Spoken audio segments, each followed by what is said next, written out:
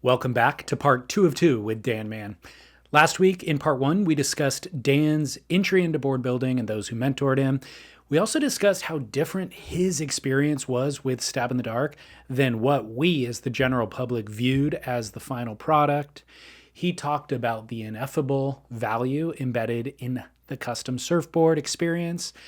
And then today, we're going to get into his partnership with Firewire, the dividends paid in feedback working with Kelly Slater, what he would build next for Ethan after finishing second in the most recent Stab in the Dark, and also why he's obsessed with the side cut surfboard. But first, the ocean needs more friends, and we'd all be homeless without a healthy ocean. So please consider supporting the good work of the Surfrider Foundation via any method possible, financial, physical, or otherwise. You can become a member and learn more at surfrider.org. Veyer Watches supplies the entire North Shore Lifeguard Association, and they've also been keeping me on time and in style since 2019. And I'll save you 15% by going through my portal, which is veyerwatches.com/surfsplendor.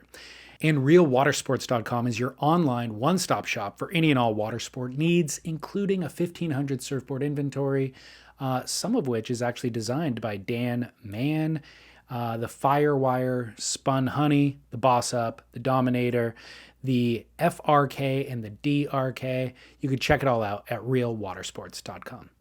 All right, without further ado, of course, my name is Deivid Scales for Surf Splendor, and here is part two of my conversation with board builder Dan Mann.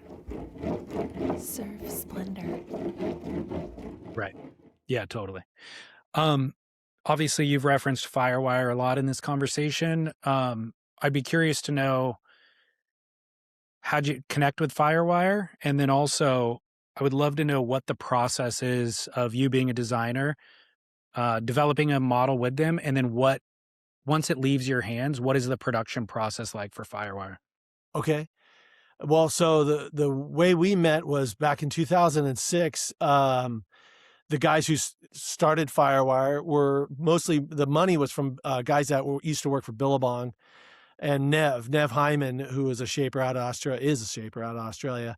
They were all together and they wanted to start this big, huge, surfboard company. And they were all really excited, and they were trying to, like I was saying before, they were trying to recruit Mark Price from Reef.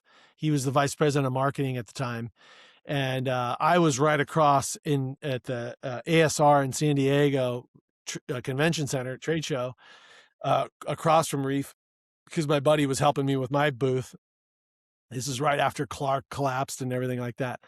So I was showing my EPS and my carbon at the trade show. And then those guys were like, "Hey, what's this? You already know about epoxy." And I said, "Yeah, I got a shaping machine." And they just said, "Hey, can we come see your shop?" And so 2 days later, we all met at my shop. And from there, that was January, and we were full on producing boards by March of that same year. I had gone to Australia, maybe it was April, but I'd gone to Australia and met with the guys. Bert Berger was the guy who came up with the step-by-step process of how to build the wooden rails with the sandwich construction it was all manual labor. It was very, very primitive procedures. They've since automated a lot of things and really done some cool things with the CNC machines and vacuum bagging. But back then it was a fair bit of vacuum bagging, but a lot of step-by-step with wood rails. It was really, really hard to shape. Yeah. But anyway, then I stayed on as an employee. I was in charge at first of the U.S. manufacturing at my shop. Then we moved over into Southeast San Diego. And then they brought in some heavy guns of guys who really knew how to do manufacturing at larger scale.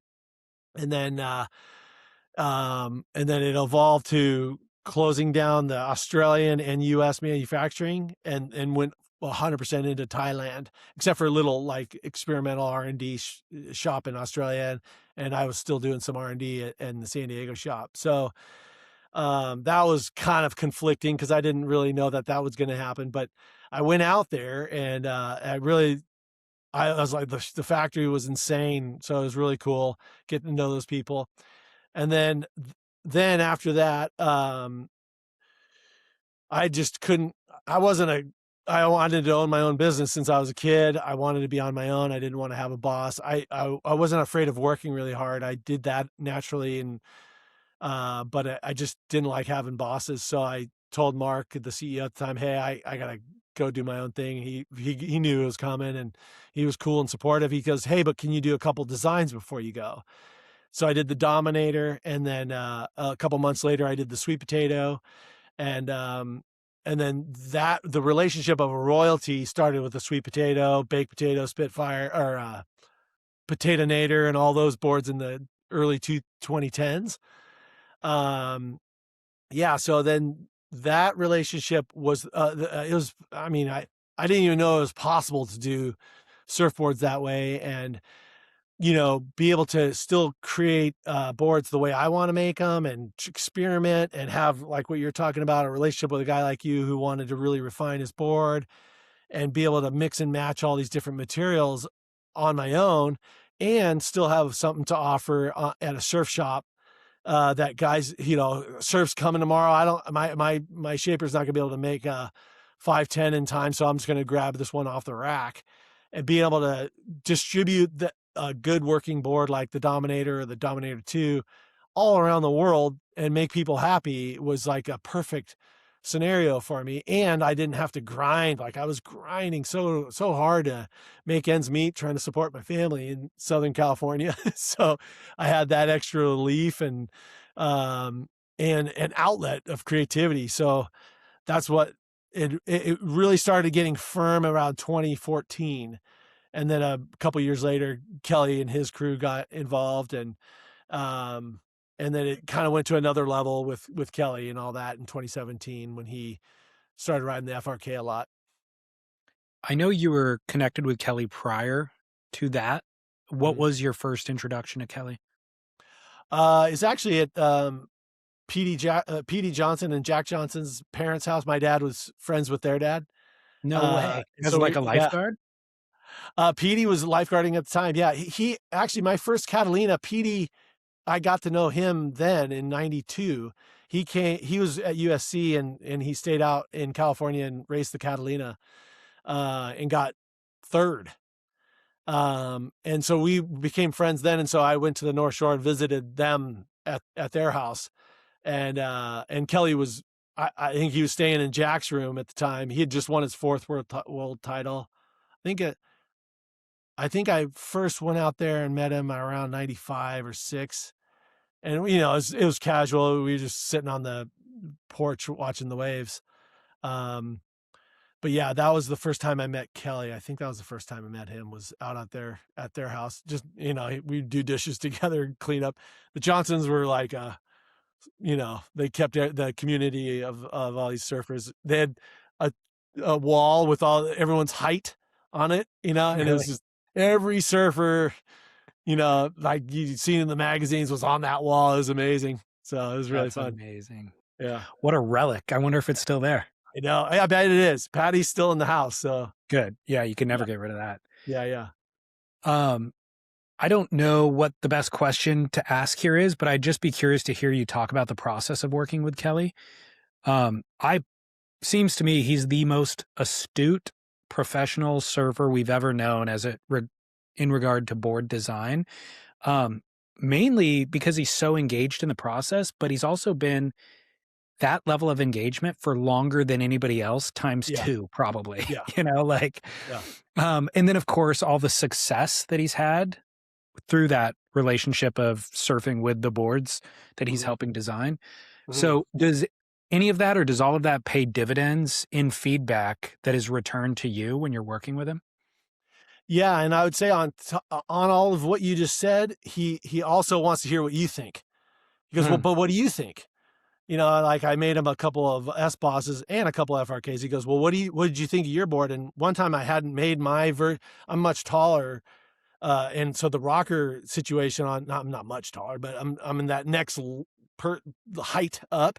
And so, and I've learned working with him and making boards that I make for him work for me and guys my size, there's quite a bit of change that needs to go on. You can't rely on scaling on the computer. So he's always asking that. And you're spot on. Like he's talked a lot about in his interviews about how he would dream up of where he would want to be on a wave and doing what turn and how do I get the board to fit there and all those kinds of really fine detail. And he has a really good imagination on what he thinks the board needs to have in order to get there as a creative surfer. Not only that, but he'll also listen to Al or, whatever shaper he's working with and me at the time. When I feel he'll go, but what do you think too? It's collaborative. It's not like, hey, I'm Kelly and I know everything, so I got it. Just do this. Yeah. It's not like that at all. He's very, very receptive to alternative ideas, as his work with Tomo would show. He's got those all kinds of so the sci-fi and the channel bottoms and different things like that. He's very open-minded and gracious with his time when he's meeting with shapers, it seems like, and sure was with me. I'm very grateful for that feedback. So the dividends is a lot. And just as a person, I feel like, yeah, he's just a very he's an old soul in a lot of ways, and he's just also a crazy grom who's super competitive. It's a dynamic person. Do you have any other team riders?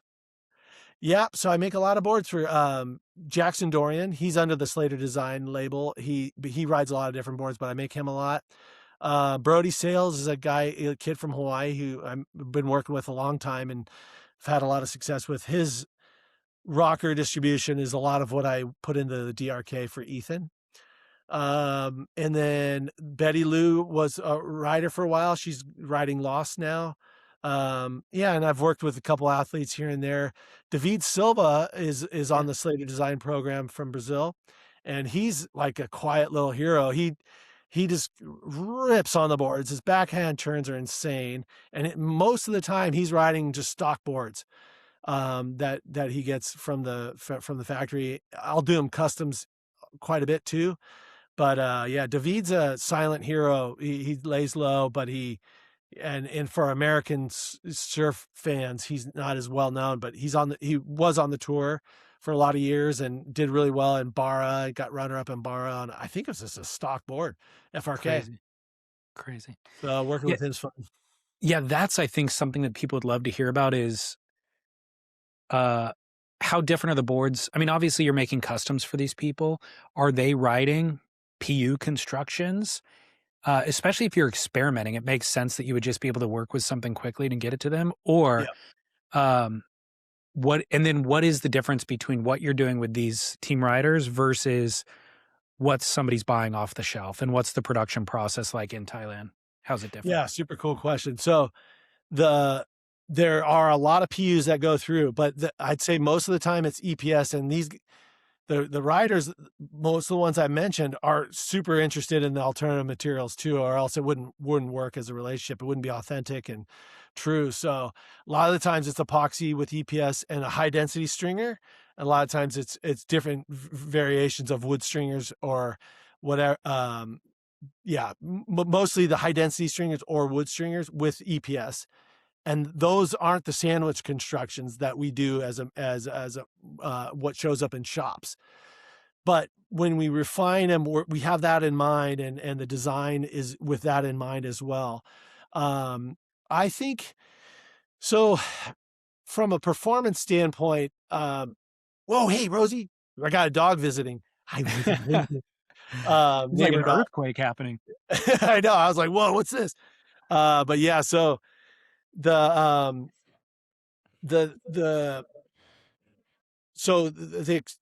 R&D boards are never far removed from consideration of what they will become when they become a stock board, but at the same time it's not a heavy process. We're just like trying to make the shape right and get the overall feel, and then refine it at the manufacturing levels, not separately but sort of separately.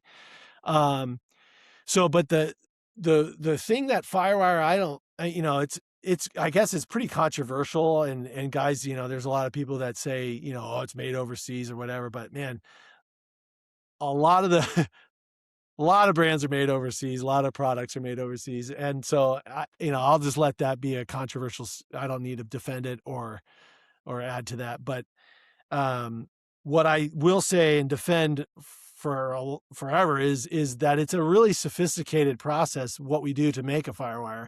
And what goes on is there's 3 CNC steps. So the board comes on and off the CNC in 3 different steps, and there's a vacuum bag. There's 2 vacuum bag stages after each CNC. So there's a CNC step, vacuum bag, CNC, vacuum bag, CNC. So there's and then there's hand touch at the end, and then they're still laminated in a more or less traditional way, by hand. So what that all those added steps enable you to do is add like the wooden rails for like a Dominator 2 has a Polonia rail, wooden rail.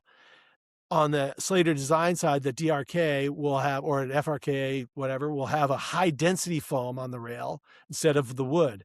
And so that when you slot that material in, as I learned years and years ago with putting the carbon rod in, those different densities in different parts of the board add structure where you need the structure and take away. So instead of having one homogeneous material throughout the whole entire board with fiberglass wrapped around it like a PU, you can take pieces in and out and substitute different structures and different material to create different support and durability. I got this little fly that's bugged in. That can add strength and durability where you need it and not put it out throughout the whole thing to add weight. So hopefully that's clear in understanding how sophisticated, how much thought's gone into starting with Bert a long time ago, how refined and you can make a board be with strength on the rails, because you drop the board and you jam the nose into the car and whatever. It's like when those little things don't equal a catastrophic failure for your board, then you're stoked, So that's where I think Firewire could do a better job telling a story of genuinely, it's a sophisticated process that resulted in a pretty sophisticated board build. Yeah. And I mean, you're explaining of the timeline of the company having manufacturing in California and Australia was clear. It was all about those improvements to longevity, evolving the kind of materials space for surfboards. Yep. The outsourcing is almost not outsourcing, but just moving overseas to manufacture is almost an inevitability of scaling any industry from cottage to, commercial. And with the added steps, because it's not just a blow a blank, shape it and glass it anymore. As it relates to that conversation though, or the people's, I would say, domestic board builders, criticism of it, do you think it's as much of a threat to their business as they perceive it to be? And also, are there any misconceptions other than the ones you just cleared up? So yeah, I'll try to remember to get back to the misconceptions, but sure that, competition is a threat to your business no matter what. But name me an industry that isn't wrought with competition and people. I mean, it's a cruel world out there. And in the surf industry, it's ruthless. Like there were people in the company that saw the stab thing and they're like, I can't believe how mean people are. I'm all, what do you mean you can't? This is the surf. Welcome to Surfboards, man. Like, this is how it is. Like those guys at Diamond weren't, gonna let me have a free ride or give me any, free, it's like, 100%. Here we go. Chris Christensen and those kinds of guys, they're tough. And they, like Chris has gone through it too. I glass boards and become pretty good friends with Chris. And, just talking about what we've all been through and how we've gotten to be able to make a living out of this industry. You got to have a thick skin and you got to be tough and persevere. So as far as Firewire being a threat to a backyard shaper, yeah, sure. And tell me Channel Islands isn't a threat to those guys, because Channel Islands will come in and say, to a local glass shop, we'll give you 40 a week, but then that means you got to get rid of these 5 backyard guys. The Channel Islands, wouldn't, the glass, what's the glass? It's not Channel Islands' fault. It's what's the glass? It's not the glass shop owner's fault. He's got to go with what works best for his business. It's the fault of, consumerism, and it's the fault of ruthless capitalism. So, and we're all a byproduct of that. So yeah, I get the complaints, I get their criticisms. And I also think at the end of the day, you got to find your seam, and as when I was young and coming up, I had to find a different differentiation through materials, through service, through answering the phone, owning a whole glass shop in order to provide the service. So you're not going to, no matter if you're going to sit there and complain and you don't come around and also acknowledge the fact that you have a lot of responsibility in your own successes, and you got to do things that other people aren't willing to do in whatever industry you're in, and especially surfboards, good luck, because it's ruthless world out there. And whether you're going to make computer chips, or you're going to make surfboards, or you're going to design and build houses, you're going to have to differentiate. You're going to have to overserve your competition, and you're going to have to be badass. And there's nothing getting around the 10,000 hour and being the best, and being absolutely obsessed on being the best one on the block, or your neighborhood, or the world of whatever it is that you're doing in order to make a living. Yeah. So that's a hard truth of everything. Any additional thoughts? I know you did already mention the misconception about just the quality and the amount of innovation going into the boards that are being manufactured in Thailand, but any other misconceptions do you think the market has about that manufacturing overseas kind of model? Yeah, I don't know if there's misconceptions, or just a lack of understanding, a lack of information that goes on by the fault of us and on the Firewire side, or I don't know, or as a surf community, like it's to say it's a pop out is like, well, that you're obviously just not informed. And there's a huge difference if you pay attention to the globe. There's a huge difference between China and Thailand, culturally and geographically. It's like, God. So those kinds of that naivety, it's like, yeah, get your facts right. And I understand it too, because when I owned my glass shop in the early 2000s, I was like hard against anything that was coming in from overseas. But when as I've gotten older, it's like, man, it's those kinds of pitfalls are everywhere. As far as misconceptions, I don't think the level of sophistication of what goes into Firewire is understood well enough to criticize it by the people who say it's a pop out. You're obviously, that's worse than saying it's in China when it's actually made in Thailand. So it's the very different people, different cultures. The board's very sophisticated compared to a pop out. I don't even know what the hell a pop out is. I bet you those foamies are hard to make, in my opinion. Everything's hard to make. Do you want to hear my criticism Sure. for Firewire? I'd love it. How is it they don't have a line of paddle boards yet? Yeah. Considering you're one of their main stable of shapers, and as much as you are into paddle boards, I would have expected them to implement that by now. Well, say that again, because I'd love to make them. No, especially if you can make them. So with a paddleboard, man, if you made them light and rigid, there's a big old school thought that prone boards should be heavy, and I totally disagree. Yeah. So yeah, I'm always trying to make them lighter and stiffer. So I know you're manufacturing. I mean, are you doing all your own paddle boards that you ride, or do you ride others? No, yeah, I built the ones when I race, I'm racing my boards, and then and when I make those boards, I'm making them all myself so far. Is speed the only design feature that you're looking for when you're building a paddleboard? No, because you got if you're going to do a long race, Catalina's 32 miles. And so if you made it as fast as you could, you'd be giving up more or less. More often than not, you're giving up stability rail to rail. Okay. So you're doing this. So you're burning calories. So if you can find that fine line for your level of skill, whether you're knee paddling or on your stomach, you got to count the calories, man. You don't want to overburn by doing little balances. If your board's stable and fast, that's the arm. Lady Justice's arms are always trying to balance between those two, stability and speed. How often do you ride other shapers' surfboards? God, right now I haven't in a long time. My neighbor has an Arakawa that's a 7/8 step up. Oh, and I'm like, man, I don't have fins for it because it's FCS, but I would love to ride that. I ride, the last board I rode was probably a Stu Kenson. That was not mine.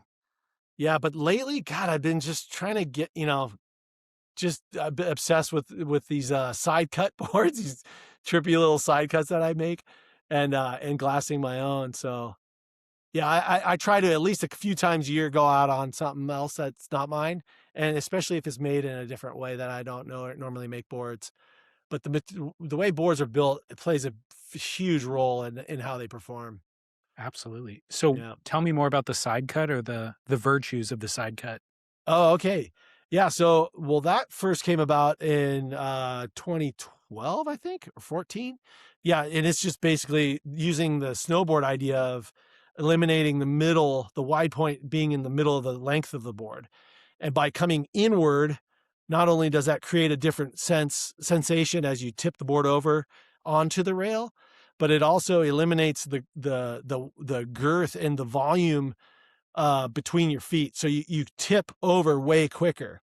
And then the struggles with the design and what requires still some refining to do is to create enough planing and sort of volume, I guess, planing and volume from because these in the wide point, instead of being 19 for me, 19 and a quarter, 19 and a half on a performance board, it's down to like 18.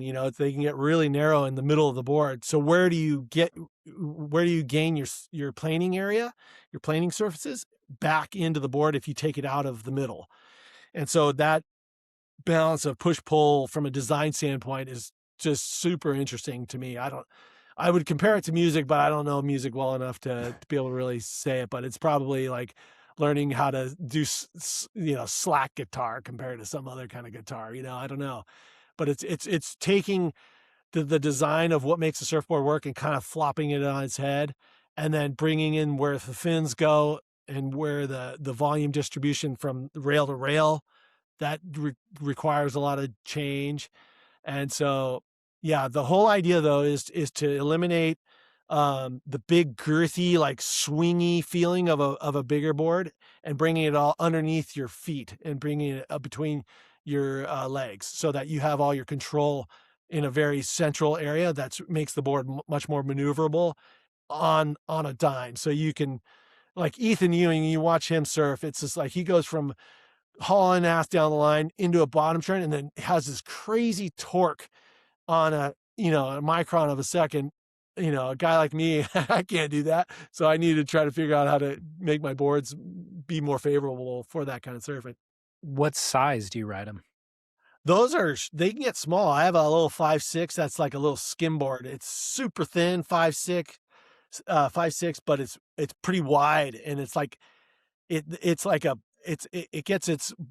it's like hard to paddle, but as soon as it gets any kind of wave, it's up on the surface of the water and like a skimboard. Like it's same kind of thinking there. But yeah, most of them are 5'10". Most of my favorite ones have been 5'10", and I'm a taller guy. I'm like 6'2", so 5'10's pretty short for me. And normal shortboard, I'd ride like a 6'1". Okay. Do you ride them as a thruster? Quad. Quad. The bottom contours come through and split like the big double barrel, and so the whole idea again is to be able to tip over real easily, and the tails are pretty wide, so that double concave is pretty pronounced, feeding only one side of the. If you put a middle fin in those, I feel like the drag is even a little more accentuated than a normal shortboard. So quads, it creates a little less drag, quite a bit less drag. Do you talk to any of the other guys? I've seen like literally 4 shapers around the world working with side cuts. There's got to be more, but are you communicating with any of them? No, but I creeped out on I'm forgetting his name, but he and his dad was making them. He's a surfer. He surfs blacks all the time. Totally I'm sorry to forget his Well, name, but Eli Mirandon maybe has done some maybe. in the past. Yeah. And then Birch, I think, Yep. does something. And then I know Mackie, I think is his name in Australia. I've Yeah. seen. Yep. Yeah. So no, I haven't talked to those guys. But who I got kind of pushed into this from was the old CEO of Firewire was working with these guys in Spain, and they were coming from a snowboard side of things. I forget the name of their company too. I think I forget the name of it. I don't want to say the wrong one, but we co-branded with a board that we built at Firewire called the Cornice. And but I would love to talk because I don't know, commercially it doesn't seem like it's ever going to take, just because surfers are like, no, this is what a surfboard looks like, and it's kind of like, given something too far outside of the box is only going to appeal a certain number of guys, so you're never going to make a million of them. But from a standpoint of understanding what's really going on when you're surfing, I'd love to talk to these guys about it, but no, I haven't really talked to anyone. Yeah, Birch. I've only seen him like maybe in an Instagram photo or something, but they're real subtle. Uh-huh. They're not as pronounced as the Uh-huh. other ones that I've seen. Mm-hmm. But yeah, interesting. It's fascinating.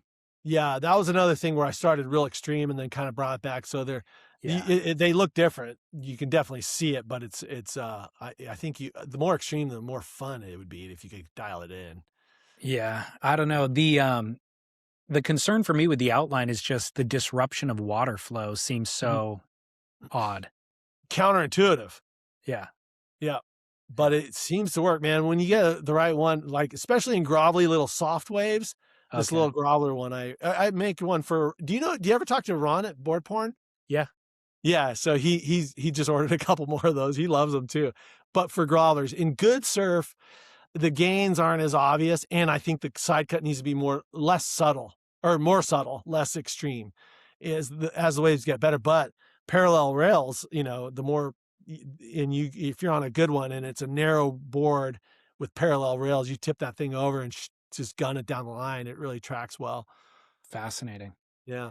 Hard to wrap my mind around it. I think the other thing that's probably embedded in a lot of our conversation today is just that it's always a concert of variables. And so once you introduce that, it's like, okay, work on rocker for a period of time, then work on the rail apex for a period of time. Then, there's just bottom contours for a period of time. And it's endless. It's endless. And like, you could get one thing, maybe the rail apex correct, but with the wrong rocker. And so you throw that idea out only later to come back with it when you get the rocker correct. Yeah, it works. It does work, yeah. Has Kelly ridden any of them? No.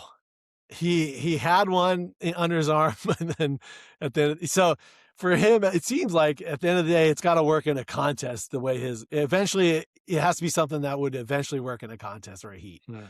It seems like up until now, maybe not that he's on the tour now, but we'll see. Yeah. I'd love for him to get on one. Yeah, totally. Yeah. If you could order one surfboard from anybody on the planet, what would you order? Probably an Arakawa, a 7.6 or something like that, or maybe even just a 7.0. An Arakawa from, and it'd be really cool just to have it and go pick it up and surf Haleiwa right away. Yeah.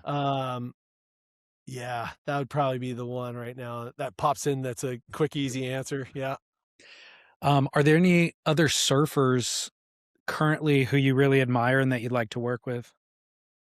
Well, it was really fun. God, watching Ethan I was like, oh my God, I can't believe a board I made can do that. Holy cow. But, yeah, him, it would be really fun to dial in boards with Moana Jones in Hawaii and get her pipe boards dialed. Or actually, what would really be cool with that would be to get her to be able to, or someone like her to surf the waves on the tour and give them something measurably better so that they can make it through the heats of just junk surf. And that goes for any guy or girl out there. It'd be so fun to go through that process, because I think that'd be a strength of mine that I could offer is let's get you through the crappy heats where 99% of your heats, aren't G-Land or aren't, Fiji, Tavarua. You're not. And so you got to be able to surf blown out slop at Huntington. So let's make you a way better board than what you're trying to ride with that 5'4", Yeah. 18 inches wide, swallowtail. It's like, there's way more to a groveler and what you can do on a wave if you made that board really dynamic. Um, when you so watching Ethan in the latest Stab in the Dark, obviously he picked your board as second place, which is a win. Um, watching him surf, are there any adjustments that you would have made to that design? Yeah. So the second to last surf he had on it, I was like, the answer kind of would have been maybe some small changes to where the fins were. And then in the last surf he had on it, he was tired. It was crowded, but he just, I think, in that case, it needed a little tiny bit more rocker. And then this fin location change is I think I'd do that also. Okay. But again, like to be able to ping pong back and forth and really tune something in for a guy like that, that's where it'd be really fun. And I would definitely need to talk to him and watch it a little more closely and watch it again a few more times and watch him surf, and then also if he, just to talk to him a little bit more, because he seemed quite astute and really tuned into his equipment as well. He also really didn't want to have to worry about it. Is the feeling I got. He just wants the board to work, and can I get rid of that problem, and so I can focus on winning heats and the overwhelmingness of being on media and all that stuff, and so he can just really take away a variable. Did they mandate that it was PU and polyester resin? Yeah, Okay. that was it. Was the spec sheet they gave was this, the surfer. I didn't know who it was. I didn't know where he was going to surf, but I knew his height, weight, and then the length of the board they wanted. And I don't think the width, but they gave a length that we all should hit, and they gave a volume we should all hit. And so I don't remember following a width or a thickness. I just built that in, just guessing by. It was unusual though, because he was not. He wanted a 6'1". I think he's 5'11", and I thought he would want more like a 6'0" or a 5'11". Yeah. Normally, a normal 5'11" dude, but then when I figured out it was him, it makes sense that his boards would be a little longer.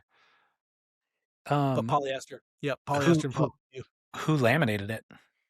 Epoxy Pro did that one. Okay. Yeah. I'm sorry. No. I'm sorry. Pure Glass in Newport. In Costa Rica. Sweet. Yeah, Pure Glass. Yeah. Sweet. Yeah. Is it?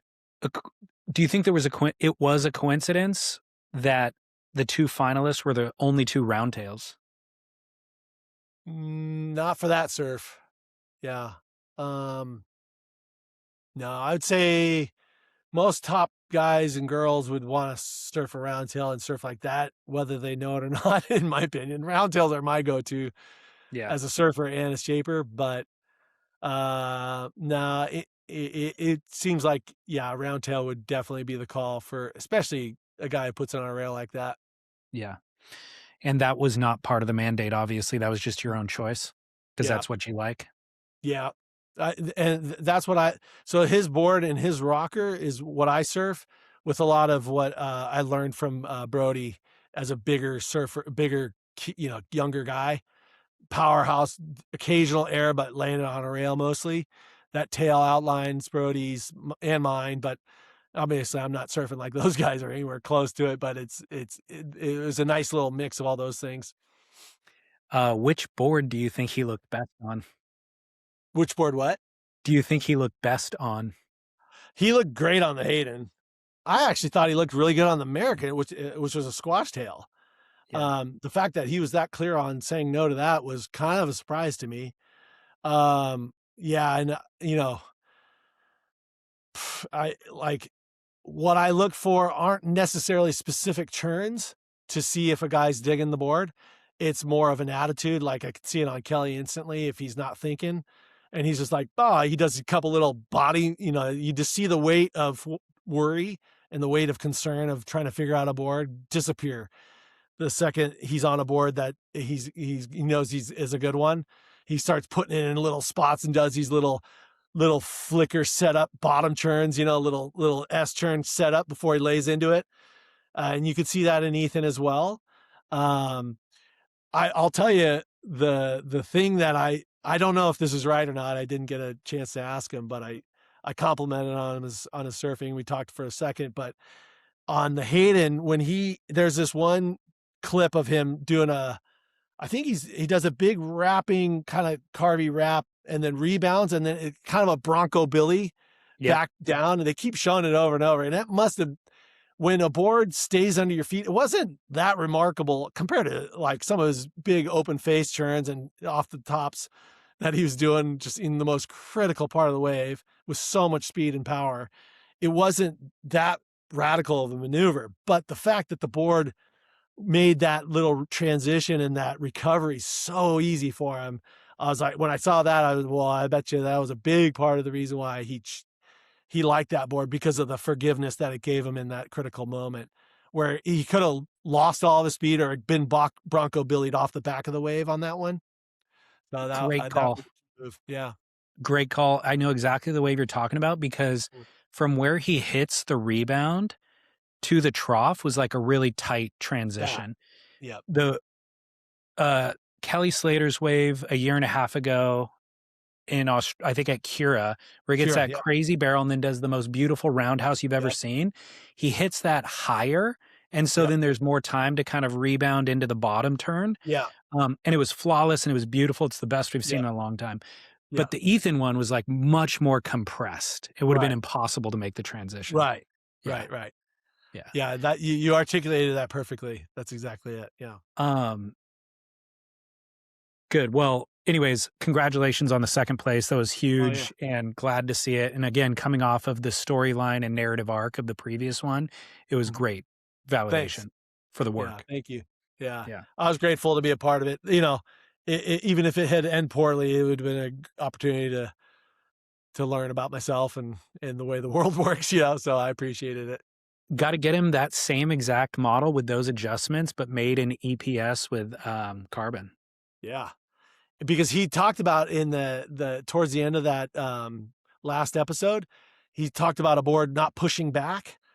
And those kinds of sensations can be addressed through the material way more in your face directly in an impactful way with the material more so than the shape. And we're all so stuck in the shape. You got to tweak the shape, It's like sometimes you just need to leave the shape alone and change the materials on the back end, especially for someone as sensitive as him. Great point. Yeah.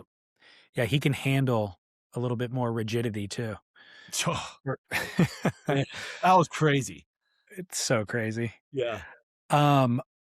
What other surf media, or just what surf media in general, do you follow at this point? Honestly, I try to not take too much of it on because it really helps me to not be consumed by, especially if I hear my name and hear people saying things and talking about me in a way that I go, wait, I have never met you, man. Like you don't know me, but so I'm getting used to that. And that's been luckily it was late in my career and it was, since Kelly kind of helped expose my name, I guess. But I still really like Surface Journal type stuff and being around. So Scott Bass's boardroom show, we shaped off last October honoring Arakawa, and that whole process of being around Maurice Cole, he was there. He wasn't in the shape off, but he was at the show. And we had this dinner with Eric's old friends. The Sacco brothers cooked us a meal, and just being in a competition like that with those guys, with that much history and that much knowledge of surfing. Maurice, famously shaped Curran's famous cut backboard and the reverse V, inadvertently invented a reverse V. All those kinds of characters, the tension that even the tension that we have with with the Firewire drama and, you know, overseas pop outs and all that, even that tension is good for surfing.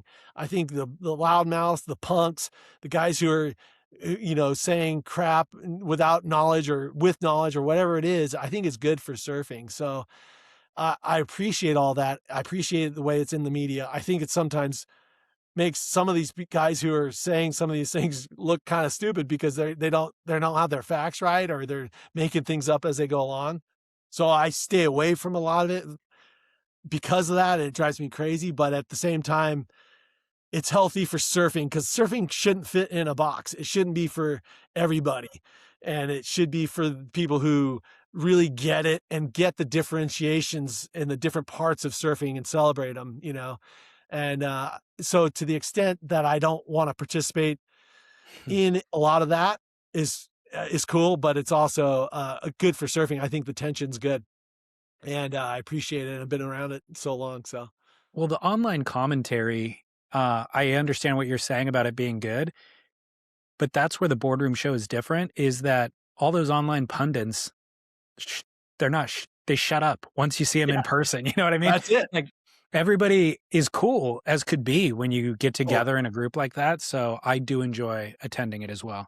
Yeah, and that's in all walks of life, man. If as soon as, I mean, even in middle school, it's like, you know, one kid says crap in PE and another kid hears it in art, and next thing you know, they're about to kill each other, and then they see each other and they're like, it's, you know, all those little things you can't hide behind when you're face to face. It's like that's when you know, like I say in the first stab with Kelly, come say it to my face. Not like I'm going to fight you about it, but if you have the balls to say that online and you say it to my face, then wow, good on you, you know, but you at least have. I don't know. I feel like the reason why they won't say it to your face is because they never really felt it that earnestly in the first place. Yeah, it's like they're on the internet, they got an idea, they want to share the idea, hop off the idea. If nobody gives them kickback, then they're like, oh, maybe this idea is good. Maybe I do believe this. But yeah. It's a mood thing too. I think you're spot on. Yeah. Yeah. More often than not, nobody cares that much, you know? So, final question is just, what was the last surfboard that you rode? Just now? Just the most recent board that you're riding. Oh, so yeah, I rode an 6'1" FRK yesterday, and I'm gonna go surf right now on that same board. Yeah, I hear you. It sounds like your label or your model names are the same as Firewire's. Is there any distinction? Do you have your own models that aren't with Firewire? I mean, there are differences, but I just, for sake of conversation and being able to explain what they are, mine's a little narrower than the stock FRK. Okay. I'm sorry. The 6'1" I'm riding now that I'm talking about is a little shorter and wider than the stock 6'1". Gotcha. I don't fit the normal 6'1". I'd have to ride a 6'2", but since I want it a little shorter, I make it I cheat the volume down and wide. But no, for the sake of, I mean, man, I don't know, like you could make the board the most sophisticated way, and each one's still a little different. Yeah. So just for the sake of being able to explain what I'm doing, I call them the same model names. Most of my shapes are known from the Firewire model names anyway, so I usually just piggyback off that as a bullet point. Gotcha. That makes sense. Yeah. All right. Well, you've stayed way longer than I expected you to, so don't let me keep you any longer. Get out there, go surf. All right. Hey, thanks for having me. And I love your show, and I love your way of articulating and synapsing and clarifying what I'm trying to say. The feeling is mutual. So thank you for engaging. Yeah. And I know listeners, fans will be thrilled to hear from you. So cool. I appreciate it. I enjoyed it. Thank you very much. All right, Dan. Thanks. Surf Splendor.